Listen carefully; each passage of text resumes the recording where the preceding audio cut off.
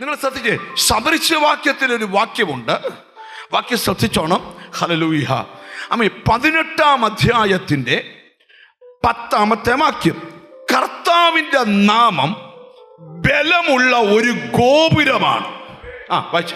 യഹോവയുടെ നാമം ബലമുള്ള ഗോപുരം. ആമേൻ. യഹോവയുടെ നാമം എന്താണ്? ബലമുള്ള ഗോപുരം. ബലമുള്ള ഗോപുരമാണ്. നീതിമാൻ അതിലേക്ക് ഓടിച്ചെന്ന് അഭയം പ്രാപിക്കുന്നു. എന്നാൽ വേറെ ഭാഷാന്തരങ്ങൾക്കകത്തെ ഒരു ട്രാൻസ്ലേഷൻ ഞാൻ പറയാം. കർത്താവിന്റെ നാമം ബലമുള്ള ഒരു ഗോപുരമാണ്. അടുത്ത കേട്ടോ, നീതിമാന്മാർ അതിൽ ഓടിക്കയറി സുരക്ഷിതനായി കഴിയുന്നു.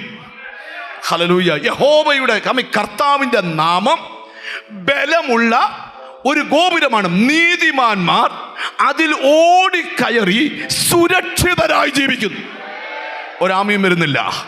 ഇന്ന് പകൽ നിന്റെ സുരക്ഷിതത്വം നീ കെട്ടിയ മതിലല്ല, നീ ഉണ്ടാക്കിയ പുതിയ ദൈവത്തിന് സ്വന്തം വീടിന്റെ ഡോറല്ല, ആർക്കും ഇടിച്ചു കയറാൻ പറ്റാത്ത ഒരു സുരക്ഷിത വലയമുണ്ടെങ്കിൽ അത് ക്രിസ്തുവിന്റെ നാമമാ. തിമത്തിയോസിന്റെ 2-ാം ലേഖനം 2-ാം അധ്യായം 19-ാമത്തെ വാക്യം.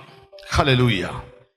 2 തിമത്തിയോസിന്റെ ലേഖനം 2-ാം അധ്യായം 19-ാമത്തെ വാക്യം. വാക്യം കേട്ടോ. എങ്കിലും ദൈവത്തിന് സ്ഥിരമായ അടിസ്ഥാനം നിലനിൽക്കുന്നു.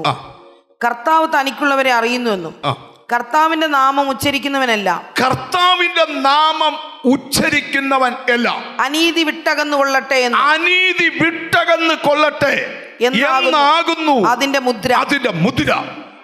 ഒരു വ്യവസ്ഥ. ഈ നാമം ചുമ്മാ കയറി പറയാൻ പറ്റത്തില്ല.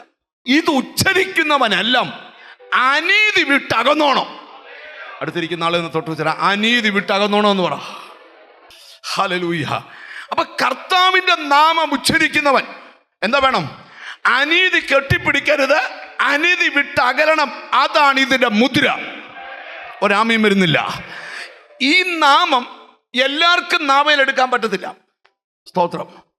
ചുമ്മാ അതിനെ നടന്ന് നാട്ടിലുള്ള മുഴുവൻ നുണയും പറഞ്ഞേച്ച് തിരിച്ചു വന്ന് യേശുവിൻ്റെ നാമം പറയുവാണെങ്കിൽ പറയാതിരിക്കുന്ന നല്ലേ. നിനക്കത് പറയാനുള്ള യോഗ്യത ഇല്ല.